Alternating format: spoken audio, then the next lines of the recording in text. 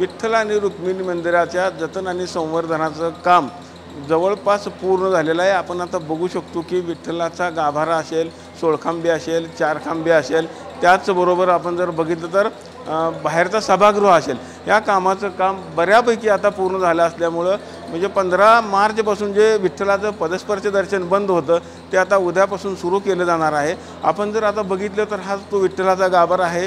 ह्या विठ्ठलाच्या गाभाऱ्यामध्ये खरं तर आज जर आपण बघितलं तर ग्रॅनाईटची फरशी लावलेली होती, त्याचबरोबर बाहेरच्या कामांनी असतील त्याला चांदीचं आवरण लावलेलं होतं, ठिकठिकाणी दरवाजांना चांदीचा पत्रा लावलेला असेल, तर वरचा भाग जर आपण बघितलं तर वर सिमेंटचा स्लॅब होता। यामुळे खरं तर या भिंतींचा आणि या खांबांचा जीव गुदमरून गेला होता। आज जर आपण बघितलं तर संवर्धनाचं काम झाल्यानंतर ह्या भिंतीने आणि या खांबांनी खरं तर मोकळा श्वास घेतलेला आपल्याला पाहायला मिळत आहे। खरं तर 700 वर्षापूर्वीचा लूक देण्याचं खरं तर या पुरातत्व विभागाने मंदिर समितीनं त्याच पद्धतीचा खरं तर हा विकास आराखडा राबवला होता। जवळपास 150 कोटी रुपये खर्चून हा विकास आराखडा राबवला जातोय। त्याच पद्धतीनं जर आपण बघितलं तर उद्या त्यालापासून खरं तर विठ्ठलाचं पदस्पर्श दर्शन सुरू होणार आहे। येणाऱ्या प्रत्येक भाविकाला खरं तर हे जुनं लूक म्हणजे जवळपास 700 वर्षापूर्वीचं विठ्ठल मंदिर कसं असावं हे देखील आता पाहायला मिळणार आहे। आपण आता बघू शकतो की हा गाभाऱ्याच्या बाहेरील भाग आहे। या ठिकाणी खरं तर जी शासकीय पूजा केली जाते, म्हणजे मुख्यमंत्री जे असतात ते याच ठिकाणावरून खरं तर विठ्ठलाची पूजा करत असतात। तोच हा चारखांबी आहे। त्याचबरोबर बाहेर जर आपण बघितलं तर बाहेर हे सोळखांबीचा हा भाग आहे।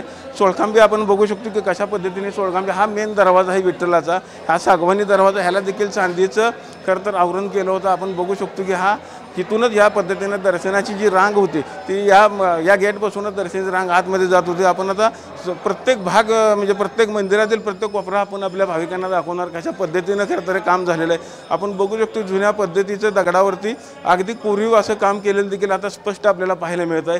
खरं तर हे काम होण्याआधी खरं तर भाविकांनी इथं दर्शन घेताना पेढा असेल किंवा कुंकू असेल, प्रसाद असेल, हे सगळ्या भिंतींना खरं तर लावण्यात आलं होतं। त्यामुळे कुठलाही भाग हा व्यवस्थित भाविकांना पाहता येत नव्हता। खरं तर या जतन आणि संवर्धनाच्या कामामुळं खरं ते सुटसुटीत हा सगळा भाग आता आपल्याला पाहायला मिळतो। प्रत्येक खांबावरती अगदी हेमाडपंथी अशा मूर्ती असतील, प्रत्येक शिलालेख खरं तर अतिशय बघण्यासारख्याच वेगवेगळ्या मूर्ती असतील, ह्या देखील आता स्पष्टपणे आपल्याला दिसायला लागलेल्या आहेत। त्याचबरोबर ह्या सोळखांबीमध्ये सगळ्यात महत्त्वाचा भाग म्हणजे हा गरुड खांब होता। आपण आता ही बघू शकतो की हा जो गरुड खांब आहे, ह्या गरुड खांबाला येणारा प्रत्येक भाविक हा खरं तर आलिंगन देत असतो। त्याची खरं तर एक आख्यायिका खरं तर आपण बघितलं तर देवाचं वाहन म्हणून गरुड आहे आणि विठ्ठलाला आलिंगन देता येत नाही किंवा भगवंताला देता येत नाही म्हणून त्याच्या वाहनाला म्हणजे त्या गरुड खांबाला आलिंगन देऊन हा भाविक खरं तर आज विठ्ठलाचं दर्शन घेत असतो। याला देखील खरं तर चांदीचं आवरण केलं होतं, मात्र ते देखील आता काढलेलं आहे। त्यामुळे गरुड खांब देखील आता स्पष्टपणे आपल्याला पाहायला मिळत आहे। एकंदरीत जर आपण बघितलं तर संपूर्ण विठ्ठल मंदिरानं आता खरं तर मोकळा श्वास घेतलेला आपल्याला पाहायला मिळत आहे। एकंदरीत हे सगळं जे लूक आहे किंवा जुना पुरातन लूक आहे, आता हे उद्या आपल्या येणाऱ्या प्रत्येक भाविकाला आता पाहायला मिळणार आहे आणि उद्या सकाळी 6 वाजल्यापासून पुन्हा एकदा विठ्ठलाचं पदस्पर्श दर्शन आता सुरू होणार आहे। विठ्ठल मंदिरातून कॅमेरामॅन विनोद सह रवी लवेकर, TV9 मराठी।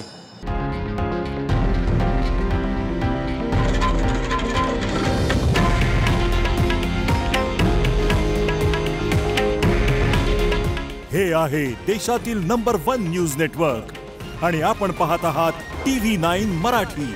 काळजी तुमची, हित महाराष्ट्राचं।